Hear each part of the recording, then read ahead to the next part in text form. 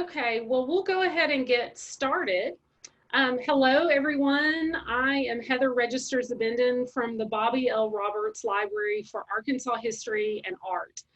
The Roberts Library is located in downtown Little Rock, across Rock Street from the main library, and houses the galleries at Library Square, the Butler Center for Arkansas Studies, and the Encyclopedia of Arkansas. During the pandemic, the Central Arkansas Library System branches are offering curbside service for patrons to pick up their library materials. And you can use our Ask a Librarian, Ask a Genealogist service to get your research questions answered via phone or email. For more details about these services, go to cals.org. That's CALS.org. And of course, we're doing lots of virtual programming while we are closed, including story times, cooking classes, craft activities, and fun podcasts. You can find most of these programs archived on CAL's YouTube channel. So if you go to youtube.com and search for Central Arkansas Library System, you'll find our channel, and then you'll want to subscribe to our channel to get notifications when the latest videos are posted. Also, please follow us on Facebook, Twitter, and Instagram to fill up your feed with interesting, fun, and educational content, because we all need interesting, fun, and educational right now. So one of the things we're doing at Roberts Library is collecting your stories, photographs, and art related to the COVID-19 experience of Arkansans. We did a similar collecting initiative last year during the Arkansas River flood. So if you would like to contribute to this project, please go to robertslibrary.org for more information or to submit your photographs and stories. We want to hear from you. Your story is important to Arkansas history. So now to this evening's program, Sleeping Well in Difficult Times. We're recording this program and it'll become part of our COVID-19 archives. You will have a chance to ask questions at the end of the presentation. You will be able to ask them via the chat window or by raising your hand to ask your question live. After the presentation is over, you will receive a survey via email. Please take a few minutes to complete and submit this survey. It's really important to us at the library system to get your thoughts and opinions on the programming we're doing. So COVID-19 and social distancing have disrupted the routine of many in Central Arkansas. This includes our ability to sleep well. So tonight, we are excited to have Jennifer Pezka of Hendrix College and David Mastin of UA Little Rock to discuss how we lose sleep, the consequences of lost sleep, and how we can make changes to our behavior to get better sleep during these trying times. So now for a little bit about our speakers. Jennifer is originally from Arkansas and was thrilled to return to her home state when a teaching job opened at Hendrix College in Conway. She has been a professor of psychology studying sleep at Hendrix College since 1998. She recently published a paper in the journal Dreaming about video game play and lucid dreaming. Jennifer, we're going to have to talk more about that later. I have an 11-year-old. And David has been a professor of psychology at the University of Arkansas at Little Rock since 2000. He is the author of the Sleep Hygiene Index, which was published in 2006. It is the preeminent assessment for the measurement of sleep hygiene in the field of sleep research. So Jennifer and David met in a sleep lab, or in the sleep lab, as graduate students at the University of Southern Mississippi in the mid-90s and married just after moving to Arkansas. Both are committed to their classroom teaching and to mentoring undergraduate students in research on sleep. So please give a big virtual welcome to Dr. Pezka and Dr. Mastin. All right. Well, welcome to Sleeping Well in Difficult Times. I'm going to share my screen with you all. So I am Jennifer and this is David. All right, I hope that my screen is showing y'all. And we're going to talk a little bit about how COVID-19 might be interfering with your sleep and your dreams. So we'll start out talking a little bit about what disrupted sleep actually is. We talk about it in sleep research with a fancy term, which is insomnia. You guys all know that term, but in means no and somno means sleep. So insomnia means no sleep. So most people think about insomnia as having trouble falling asleep, but insomnia actually includes a lot of things. It is trouble going to sleep, but it's also trouble staying asleep, waking up too early, or even sleeping too lightly. So how many people have insomnia? So it depends on exactly how you define insomnia and what populations you're looking at, because some populations are more susceptible to insomnia. So women are more likely to have insomnia than men. People who are over the age of 65 are more likely to have insomnia than people who are younger. But at any given time, about a third of people in the United States are experiencing some form of insomnia. So a lot of folks are troubled by sleep disruption. So as we think about how COVID-19 and the social distancing and economic issues that are associated with this global pandemic are affecting our sleep, I'll start by saying, of course, we don't know for sure how COVID-19 and all of the associated business are going to affect sleep because we're still in the midst of doing the research, and maybe even some of you guys did the sleep study that we're doing already. And I'll also say that people are very different. So not everybody is the same. So you guys might all know someone who says to you, or maybe even you, say something like, this is the best sleep I've ever gotten. But based on research from previous events like COVID-19, things like 9/11, the San Francisco earthquake, nuclear disasters, that people have studied the sleep of folks after such things, we have reason to believe that there would be more disruption in sleep than, say, an improvement in sleep. So it seems obvious that the virus itself, if you were to contract the virus, that all that coughing and the fever that go along with that would impact your sleep. But we think that we would see increased insomnia in many people, even those folks who don't have the actual virus. And that may increase for a large number of reasons. So we're going to talk about some of the things we know that are associated with COVID-19 and the pandemic that may be responsible for disrupting your sleep. So first I'll say that this social distancing has really disrupted many people's daily schedules. And so having a daily schedule, at a specific time when you wake up in the morning, something that you do like take a shower, drive to work, drop kids off at school at a particular time, eat lunch at a particular time, drive home, go to the gym. These things are time anchors that tell your brain and your nervous system, this is a time to be alert, or this is a time to be asleep. And those time cues, we call them Zeitgebers in circadian rhythm research, that those are really important. And when people disrupted their daily schedules with social distancing, many of us are missing some of those daily schedule time anchors. And that can make it a little more difficult to fall asleep at night, for your brain to know it's time for sleeping.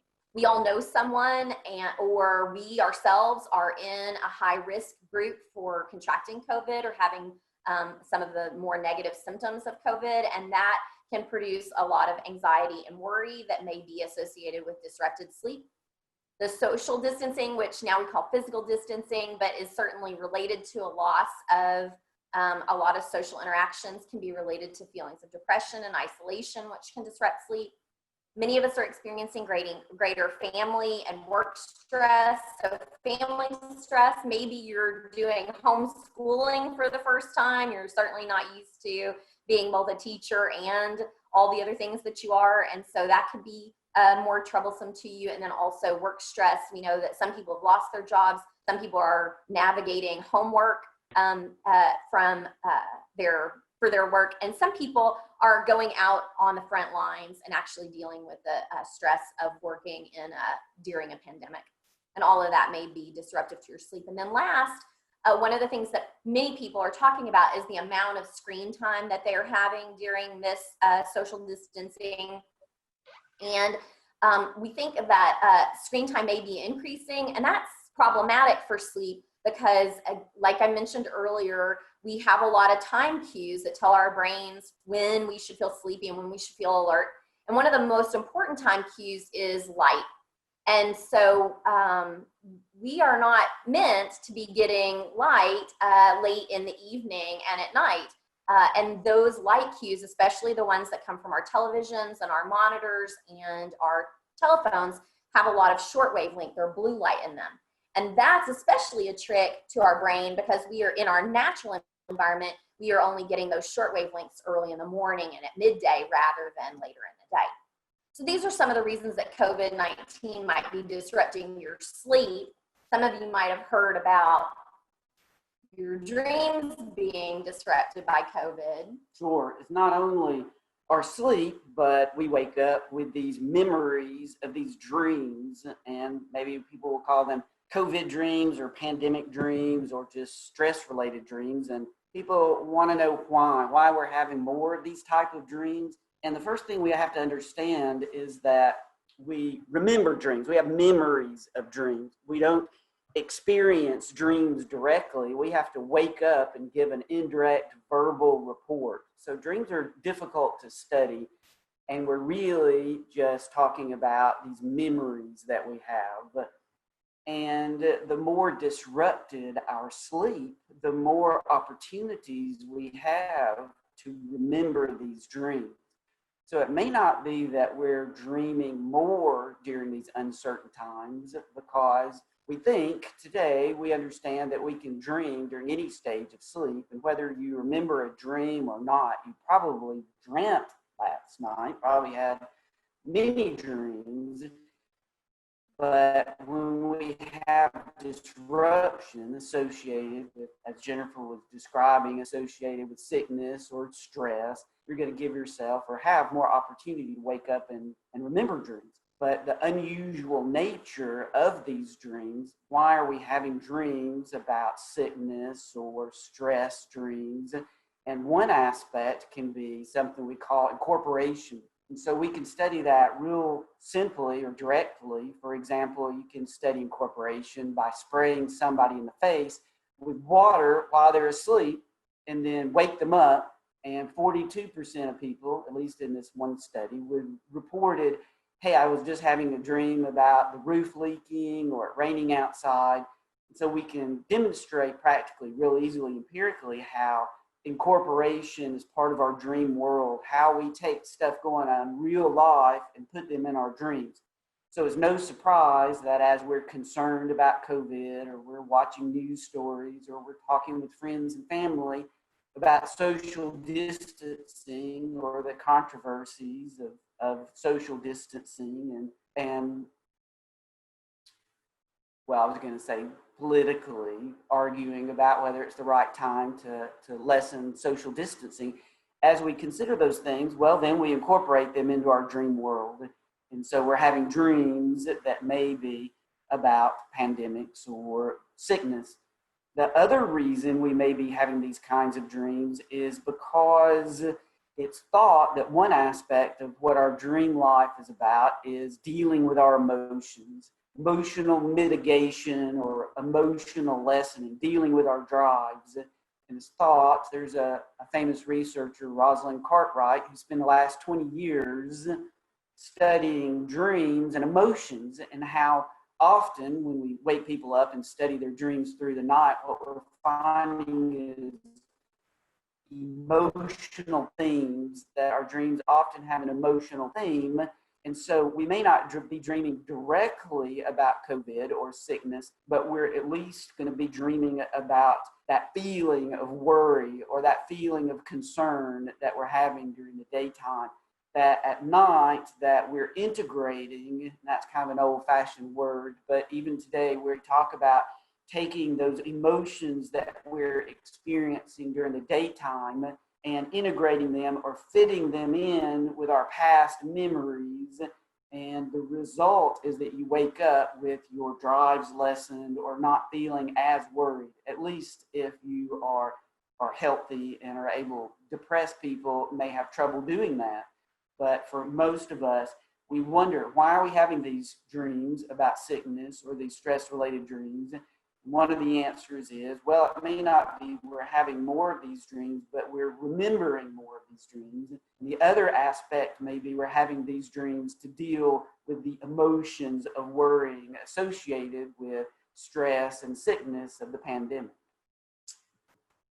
So we think that it may be interrupting your sleep. Maybe you're remembering more dreams because of that. Maybe even your dreams are disrupting your sleep some because they are negative. And does that really matter? You know, we'll feel sleepy the next day, but are there any real consequences of not getting enough sleep, of having disrupted sleep? And there are a tremendous number of them.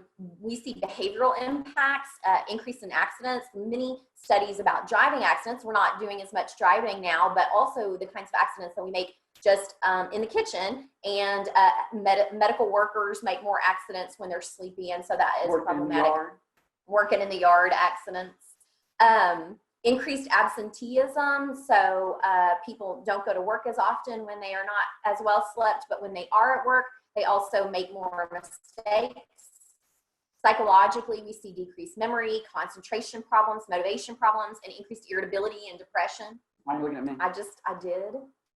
Physically, we see people who have chronic sleep deprivation. We see increased chances for obesity, coronary heart disease, brain damage, and longevity even decreases. And we see a decline in immune function, which at this time in our world, a decrease in immune function doesn't sound like such a good idea. Yeah, I've just been reading recently about our immune system and how a loss of sleep, being in a state of sleep debt, having not gotten enough sleep, can interfere with our natural immune system functioning. So our ability to fight off disease and our natural killer T cells actually do not function as well when we are in a state of sleep deprivation. Our body seems to have adapted to functioning differently during the day and during the night.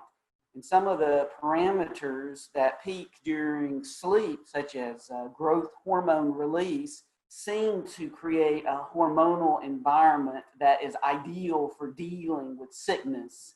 And so sleeping or wanting to sleep, maybe nature has combined all of these effects such that when we're dealing with infection, we feel sleepy, and then when we're asleep, we're able to deal with sickness even more effectively, although our body is dealing in a different way with sickness when we're awake. When we're asleep, there's some parameters, there's some aspects of our immune system that function better when we're asleep.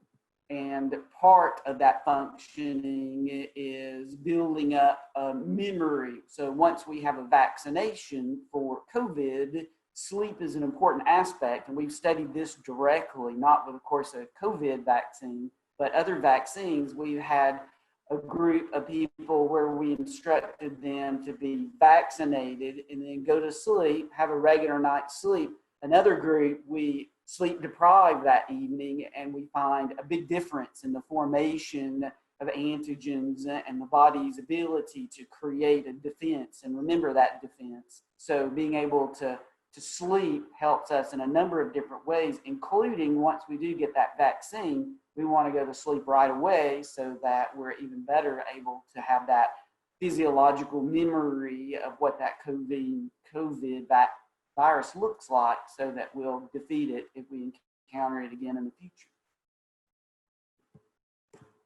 So all this so far might be answered. You think, well, just get more sleep. What's the big deal? I hear your advice. We got plenty of opportunity to sleep, so maybe I could just sleep more and my problems will be solved. But unfortunately, we know that's not true for everybody.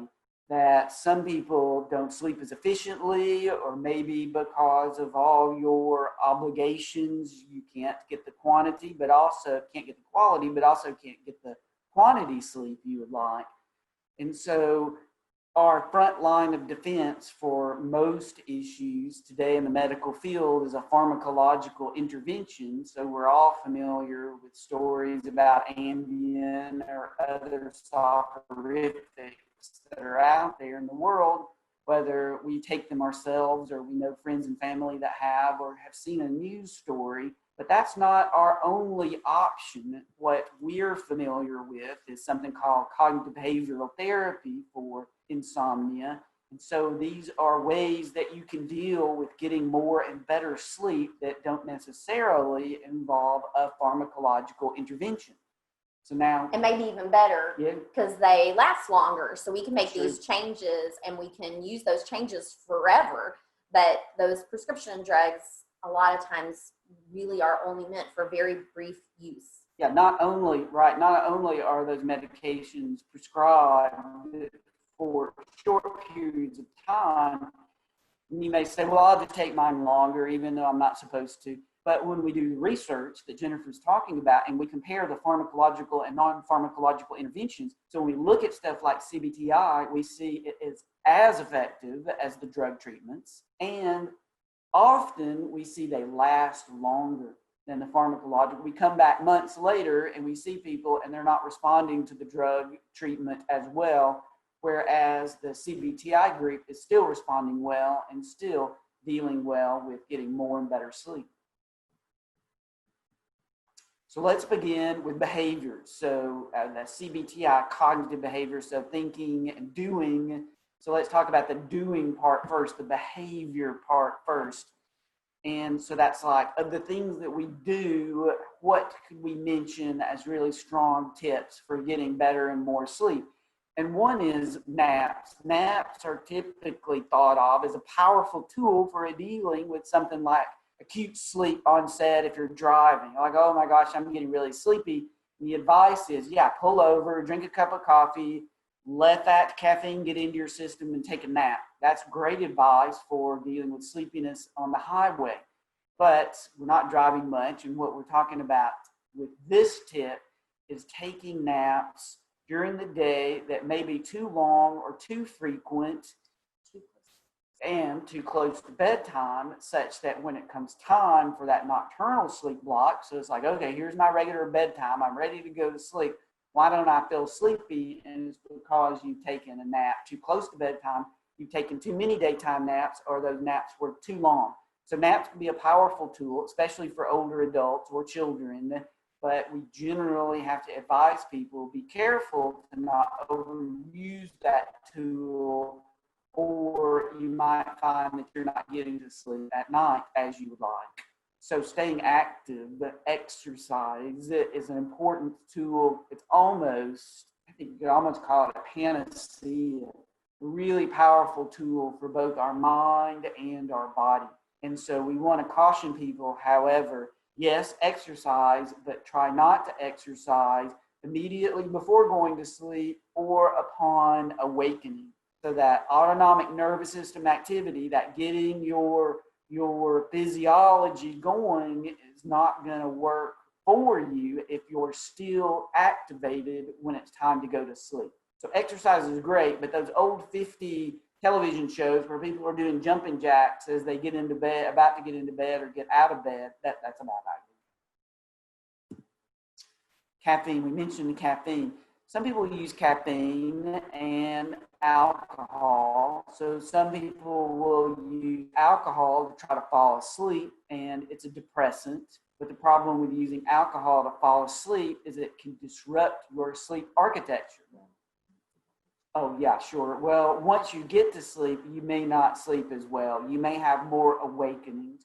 Your sleep wouldn't have been the same. It wouldn't have been as deep, say, as much slow wave sleep. You wouldn't get the same quality sleep as if you hadn't drunk that alcohol. So it's sort of like a trick. You can fall asleep quicker, but then you're not going to get the sleep that you would have gotten if you hadn't used alcohol as a crutch. So we advise against alcohol to help fall asleep. And caffeine, of course, most of us use caffeine as an alerting agent. And the caution there, caffeine generally works well, but it has a long half-life. Most people don't realize it can stay in your bloodstream. By half-life, we mean half of it is metabolized 5 to 6 hours later. So you drink some coffee or you ingest caffeine, and 5 or 6 hours later, half of that caffeine is still moving through your bloodstream. You've only been able to metabolize half of it. So when people say, hey, I'm having trouble falling asleep, and part of the problem may be that they have used caffeine and there's still a significant amount of caffeine in their bloodstream. So if you're going to use caffeine, make sure and space it as far away from sleep onset as possible. As Jennifer mentioned before, cautioning against using a device like we're doing now, right? But it's more than an hour before our bedtime. Yeah, exactly. So we are spacing it far enough away that we're not getting this blue light and we're not activating ourselves, being on the computer, engaging in social media, maybe on Facebook. It can be interesting or exciting, but that can work against us. Again, just like exercise, too close to bedtime can activate us, and then when we're ready for sleep, we're not going to be relaxed. Consistent schedules is one where we're training our bodies. What can we do? Just like almost all of these that we mentioned so far, is we're training our bodies through when we wake up, when we go to sleep, and having a consistent bedtime routine. We're training our bodies to be ready for sleep, to be expecting sleep, and therefore we're going to have a higher chance of falling asleep when we actually try to fall asleep. Do why don't you speak to that one? When I talked earlier about how the COVID has disrupted our daily schedule, we lost those time anchors. Putting those time anchors back in, even though it doesn't seem like taking a shower at the same time of day would help you with your sleep, it really can be a signal to your brain about what time of day it is. And so having those in consistent times can be really important. What about some things that we can do for our environment that can actually help improve our sleep? So for some things in the environment, there's not a whole lot that you can do, but there are some pretty easy things that can make your bedroom a more comfortable place for sleeping. And one of those is to control lights. So we mentioned this before, I'm going to mention it again, that having external light sources from your lights, lamps, monitors can be disruptive to your sleep, especially those monitor lights that have a lot of short wavelength light in them, that blue light. Monitor light, computer light. Like your computer or your cell phone or even a television. And so too much light in the evening or when you're trying to actually sleep. So a lot of people have the TV on or their phone next to them that is illuminated, and that can be troublesome for your sleeping, and things can be more comfortable if you were to turn those down. If you're sleeping late into the morning and it's the sun that's coming in, you can actually get some fancy curtains to block that sun out, or you can just buy a very inexpensive sleep mask. When I work in the sleep lab at night, I often have to sleep during the day, and that sleep mask is really effective and makes sleeping quite a lot easier. That's all we need is another mask. So, yeah, your eyes and now your nose and mouth. So many people sleep with their pets. Pets don't actually make really great bed partners. Well, bed partners in general are actually not so great for your sleep always. Pets do things like bed partners do. They snore, they wriggle around, they make unexpected noises. And so if you're having trouble sleeping and you have a pet in the bed, it's sometimes a good idea to put them somewhere else very comfortable to sleep, but not with you. Well, a pet could wake you up and you might not even remember. And oftentimes your bed partner and your pets will be waking you up when you don't actually even realize that. We once saw a woman in the sleep lab who slept terribly, and when she was in the sleep lab, she slept great. We couldn't figure out anything wrong with her sleep, and her husband went on a work trip for 2 weeks, and she was cured. And so she didn't realize that he was so disruptive to her sleep, but he was. Sounds. So there are often a lot of sounds outside of your house that you can't control, like a train or something like that. But you can get earplugs that are very inexpensive, or you can get a sound machine. Your computer or your phone, if you'll keep the lights down off of them, can be used to make white noise or relaxing noises like the sound of rain, consistent noise is much less disruptive to sleep than something that is acute, that a sound that would vary, that sometimes was on and sometimes was off. Like commercials. Like how commercials increase. Keeping the room cool will make your environment easier for sleeping. And even something super easy like fluffing your pillows and washing your sheets really regularly and smoothing those sheets out. I hate to make the bed, but David does make the bed, so I get to get into a smooth, comfortable bed every night, and that really can improve your sleep. And then I've been giving light kind of a bad rap this whole time so far, but sunlight in the morning is a really awesome cue to your body clock that it is morning and time to be alert, and so consequently will help you sleep later at night. Working for you. It's working for you. So what about some thinking changes? David says, here's this savage chicken, and the savage chicken says, sometimes I lie awake all night worrying about insomnia. So we can think about some things that you can do in your head that can help you sleep better. So the very most important one really is to not worry in bed. So worrying and sleeping are really counterproductive. They don't really work together. And so when you're worrying, your heart rate and breathing and blood pressure are all up and is not conducive for sleeping. So the other thing that can happen is if you get in bed and worry a lot, you'll start to associate your bed with worry, and it'll become a place where worrying is really going on. And again, that makes it hard to sleep. So one of the things that can seem trivial at first when you hear it, that can be really effective though at helping people sleep who are having a hard time turning off all of those thoughts swirling around in their heads, is to write a worry journal. You want to write in that journal in the early evening or late afternoon, so it's not too close to bed, so you're not getting a bunch of worries all worked up for bedtime, but to write in that worry journal. And then when you get into bed that night and those thoughts start to come to you, you say to yourself, I've already worried about that today. There's nothing for me else to do about it today, and I can work on those things that I wrote down in my worry journal tomorrow. And that can be really effective. Another way to get rid of those worrisome thoughts is to replace them with soothing thoughts. So you can't really think about two things at once. So you can't worry and think about the Costa Rica beach vacation I'm going to take when the COVID vaccination comes back comes to us. And so thinking about something soothing can actually replace those worries and really help you fall asleep. And then this is a big surprise. It's got a fancy name. It's called paradoxical intention, but it is just to get into bed and try to stay awake.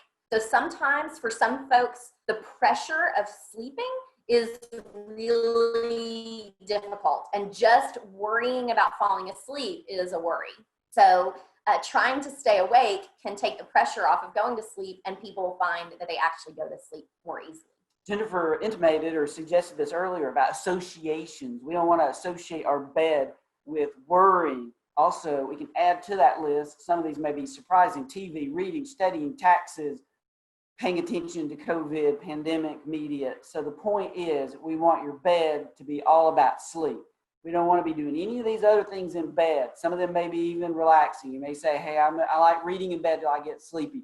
Do all of these things outside of bed. And then when you get sleepy, go get in bed and go to sleep.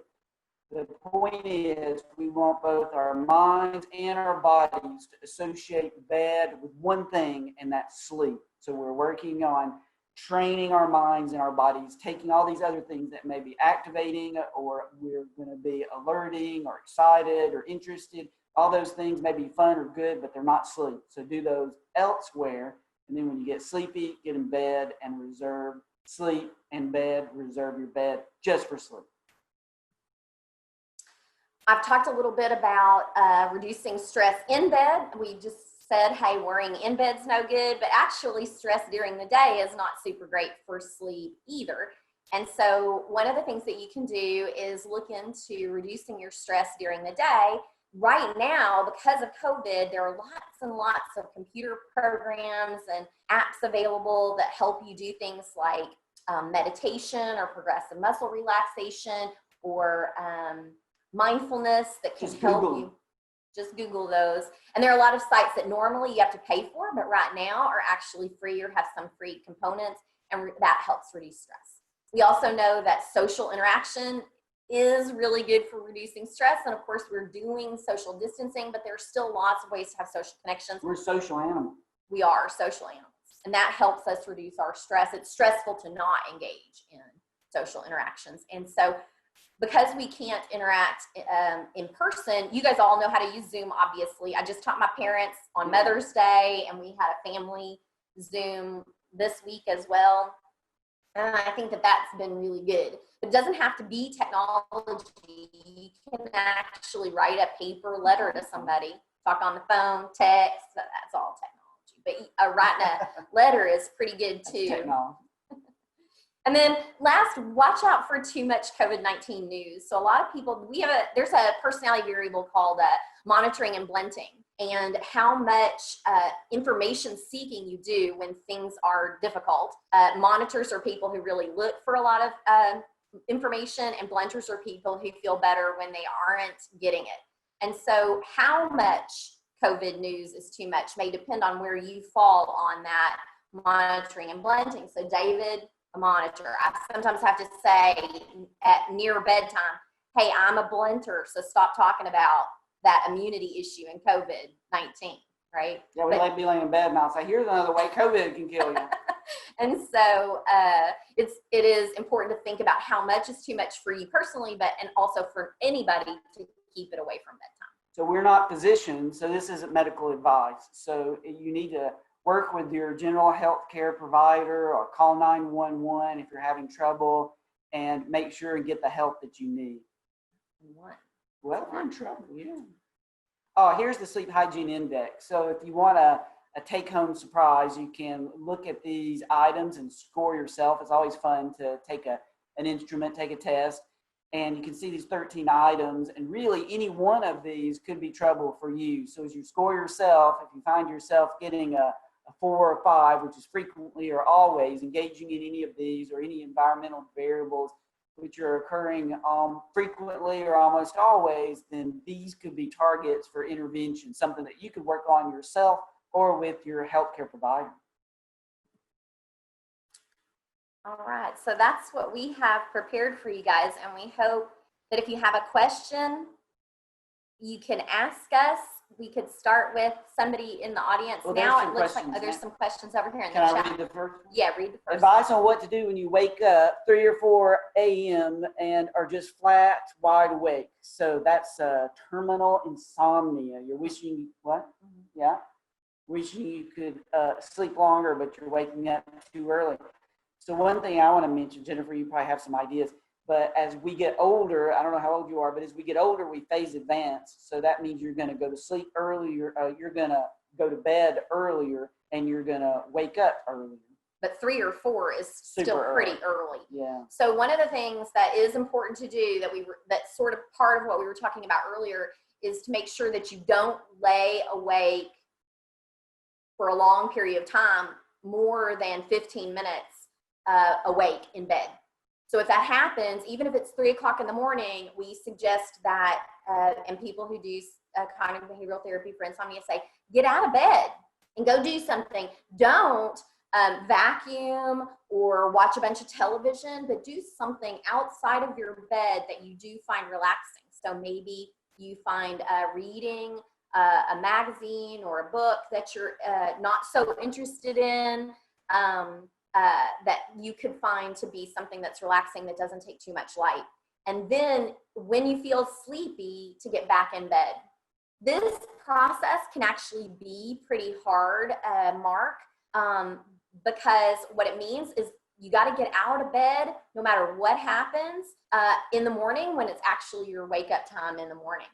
So that may mean that you got out of bed, you woke up, you got out of bed, you did something relaxing, you felt sleepy, you got back in bed, and you didn't fall asleep. 15 minutes later, you're back, you got to get back out of bed. And so then it's time to get up in the morning and you feel exhausted. Don't take a nap that next day, and then that next night you should feel sleepy, you should fall asleep, and you might sleep a little longer. And after a number of nights, often that can help work itself out. So mainly we got to make sure they get out of bed. So you wake up at 3 or 4 a.m. So don't lay there just trying to fall asleep. All we've talked about is how we got to associate your bed with sleep. So Mark's got to get out of bed, right? That's your main advice. And then you could have a phase advance. You could be getting older. A little bit of that could be natural. Could be taking too many daytime naps. So we don't know. There could be lots of variables, but the main advice is just get out of bed and then take all the advice that we've given so far and try to get that working for you, and make sure you don't associate your bed with laying awake at 3 or 4 a.m. wishing that you were back asleep. So Leslie Templeton says, given how strongly sleep is tied to physical health, would you suggest that physicians prescribe sleep to people who are trying to be healthier? Yes, we do think that is great. It's a great idea. And in fact, we think that we should be prescribing sleep for immunity function, right? So as we're fighting the pandemic and as we get in our vaccines for the pandemic. Yeah, about about an hour ago, Jennifer and I were watching a video by a physician talking about sleep. He's saying there's one thing you can do to help deal with COVID that doesn't cost anything, that there's no reason to ration it. It's freely available and something you can do anywhere. And he was talking about sleep. And then he went into a technical description that I did a little survey of, a technical description of how sleep is such a powerful tool for dealing with viral infections. And so that video series is called MedCram, MEDCRAM, MedCram, one word. So if you Googled MedCram space sleep, you should be able to find that YouTube video if you want to read up on that yourself, where, yeah, this physician is prescribing sleep for dealing with viral infection. Let's see, it says, Raleigh says, could a small dose of nutmeg in warm milk before bedtime affect the vividness of dreams? Well, not that we know of. So about the only thing that we've studied that affects dreams that is related to things like warm milk or any of the sort of the old wives' tales that we've heard. I remember I used to tell my grandma, hey, Grandma, I want to eat a big dill pickle right as I go to sleep. And she'd say, oh, don't do that, David. It'll give you nightmares. And so what we do know, not necessarily nutmeg, but what we do know is that spicy foods have been associated with dreaming. And it could be two things. It could be that spicy foods are causing you to wake up, like we talked about before. So disturbing your sleep, giving you more of an opportunity to remember interesting or unusual dreams. And also that incorporation, just the two things that were on that slide. Incorporation, meaning that if your stomach is gurgling or you're feeling a stomach pain because of spicy food, then maybe you'll incorporate that into a dream about an alien bursting out of your chest. So we do know that foods can have an impact on our dreams, but I've never read anything about nutmeg. Have you? No. Okay, is that it? That's it. Unless somebody wants. But maybe somebody. Yeah, unless somebody wants to ask another question. We got 10 minutes, so. Oh, it's Heather, just me. It's just me. Oh, it's just me. Oh, here's somebody. Okay. All right. Jennifer Ellis wonders if we have any thoughts on melatonin, like appropriate dose or drawbacks of long-term usage. So the dosages of melatonin are something that some folks, especially in Europe, have been studying. Here in the United States, not so many controlled research studies on what the proper dose for melatonin is. Our body produces melatonin. Right? But she's thinking about taking a supplement, a melatonin supplement. I'm just saying first people have to understand our body produces melatonin. So it's part of how our body signals our nervous system that it's time for sleep is using melatonin. You can fall asleep without melatonin, even without your body really producing melatonin. So it's not the gateway to the magic of sleep, because you can fall asleep without melatonin. And also people can take melatonin and still have trouble falling asleep. So it's associated with sleep, but it's not a direct one-to-one relationship. But yeah, you're right. Jennifer wants to know about an appropriate dose and what if she takes it long-term. And so both of those questions are things that we've seen some literature coming out of Europe about that. So Jennifer, for the dosage, that you probably should just look online and see if you can find some of those studies, but I'm sure it's going to vary for across individuals. And so besides just your weight, will certainly have a big impact on that, but also just your system. So there are some dosages to start at, and then try to titrate those to be appropriate for you. For long-term use, I have recently looked at some of the literature about long-term use in children. One of my friends was having trouble with her daughter sleeping, and she was giving her melatonin, and she was like, hey, is it safe for kids? And can I give it to them for a super long time? I did see some literature about children taking it long-term without significant impact. But taking anything long-term, whether it's a supplement like something like melatonin that seems like a natural supplement, or something like Ambien, can be troublesome because our bodies start to respond by not making the natural component that we're getting from the external source. And that can make us reliant on those sort of supplements. So while sometimes sleep researchers do often use melatonin for like jet lag and experiences like that are acute, like short-lived, but usually would try to suggest that you work on maybe some of the behavioral or thinking or environment things that might be making it hard for you to fall asleep, rather than go a route that would be like a drug route. Especially since a big part of what's happening is probably placebo. So something probably, you take that melatonin, it might help a little bit, especially initially, but probably something else is going on in your life, all those behavioral and cognitive components. If you're getting better sleep, other stuff's happening, and you're now relying on the melatonin as a placebo, as a crutch, as something that may only be having a small effect. And so we want to wean you off of that so that your body's not expecting that, because we want you to be producing that yourself. And so just like Jennifer said, right, we want you to be searching, while you may use it short term, we want you to be searching for other means to get that same sleep, and realize that it's not a cure-all. So even though we may generate in our mind this effect that it's really helping us fall asleep, it's probably more important other stuff that you're doing. Heather, did you have a question? No, I was just jumping in just in case I didn't want to have any dead air. Does anybody else have any questions in the chat, or does anybody want to jump in and show their face and their voice and ask a question? Jay Barth? Oh. Speaking, he appears. I'm being called out. Hey, Jay. So I'm very curious about the pet issue. I obviously get I see the Jay, we're looking at your stomach. Oh, I'm sorry. I apologize. Okay, now there's my face. I certainly get the physical distraction of a pet that's moving around or whatever, but there is the psychological benefit of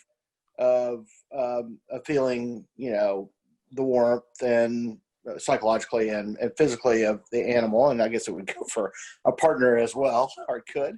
Talk through that in terms of, kind of physical distraction versus psychological benefit of being connected to someone. Well, that just occurred to me. So we sleep with a white noise. Well, it's an air filter in our bedroom. So the way that a pet can interfere with your sleep is it may snore, it may make sounds. And so part of the way we deal with that is that air filter in our bedroom generates white noise. So when our pets are making sounds or barking outside or snoring, then we're able to wash some of that sound out. So yeah, we're big pet people and we want our pets around us. So it's just a balance. So like you're saying, Jay, we appreciate having them. They're great for stress relief. They're comforting. So we want them around us. So we just got to balance that out. What can we do to tolerate our pets if they're interfering with our sleeps? So we can generate white noise. We could try to train our pets to sleep in their own pet bed next to us. So there are a lot of things that we can do, but yeah, you just got to strike that balance. I wouldn't recommend to anybody that loves their pet to just kick them out of the bedroom. And a lot of times, Jay, sleeping and behaving sort of well towards your sleep is kind of like we all know somebody who is super skinny and they eat everything and they never exercise and they're still really skinny. And you're like, oh, you're a jerk. Why can you just eat anything and be so skinny? And sleep's kind of the same way. Like, you can break sleep rules if you're sleeping well. And so, and those rules for you may be something that it's so much better. Like, my pet doesn't wriggle around or bark in the middle of the night. And so his warmth and having them touch, that physical touch that we get from them, may be good. And so only if you're having trouble, like if you've got a snore, like one of our cats is really snoring right now. And if that's happening and you're suddenly having trouble sleeping, you might think about what you're going to do about the cat snoring. So, and like you always say, it changes as you age. What you may be able to tolerate now, in the next decade, you may not be able to tolerate. So again, you just got to balance it out and work with the tools that you have. Cool. It looks like, oh, what about valerian root capsules from Raleigh? Or diphenhydramine, same advice as melatonin. I think, yeah, we would say the same advice for melatonin as for all of these kinds of medicating sleep. So we want to try to avoid those as much as possible, unless you plan to use them for a critical time. Like, sometimes something very, very bad has happened, and if you can get some sleep through that, then start working on the behavioral issues, then it can be good to have a temporary fix. But that we don't recommend, as sleep researchers don't recommend using any kind of supplement when you haven't worked on what the behavioral issues are first. Yeah, absolutely. People look for those solutions, whether it's a pill or whether it's a natural, what you might regard as a more natural agent, right? We look for those solutions when the truth is the real work to be done is around the stuff that we talked about, the cognitive behavioral changes that we can make to ourselves and our environment. And even those agents, whether they're powerful or placebo, typically are not as long acting as what we can do using adjustments to our thinking and our behavior. Mark K says, he knows we've been doing a COVID sleep study, and could we describe what we're finding? We can't describe what we've been finding yet, Mark K, because we haven't looked at the data yet. It's still coming in. But I'll tell you guys just briefly what the study is. If you had, maybe some of you are doing it, I don't know. But the questions, what we're doing is having people tell us a little bit about their sleep in themselves in a baseline. And then over a 2-week period, they're reporting their dreams and their sleep quality and how much, say, COVID news they're watching, and some of their emotions and emotion regulation. So some of the things we talked about tonight about how dreams have to do with emotion regulation and the media that you're consuming, we're trying to see if we can get more evidence for some of those theories. So we're hopeful that we'll have a lot of good data, and maybe Mark K, the library, will have us come back in a year and we'll tell you all about the findings from our study. Maybe they'll do that for us. I think that Mark K and I can figure that out. Yes. I think that's Mark that I work with. So yeah, I think that's Mark Christ. I may have just outed him, but I think that's who that is. So, no, that's great. And we would love, to have a copy of your study at the library as part of our COVID-19 collecting. That would be a great addition to go along with this video. So, does anybody have any more questions?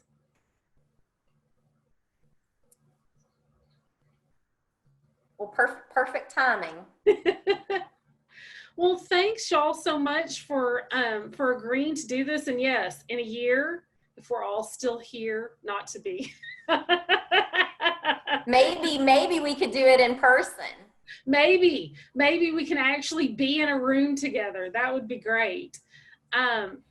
But yes, so we will have a survey that everybody will get. I always forget to mention the survey at the end of the program as well, but you'll get a survey. Please fill that out to let the library know, if we're doing what you want to see. And there's also, I think, a place for you to put suggestions for other programs you want to see. So thank you, Thanks, Jennifer. Heather. David. Thanks, Jay. Thanks, Jennifer. Thanks, Leslie. Thanks, Nathan. Thanks, Katie. Thanks, Elaine. Thanks, Raleigh. Thanks, Mark. Thanks, Lisa. Thanks for coming, you guys, and spending an hour in the evening with us. Now turn your screens off. Get a little bedtime routine going. Everybody Thanks, can sleep Heather. well now.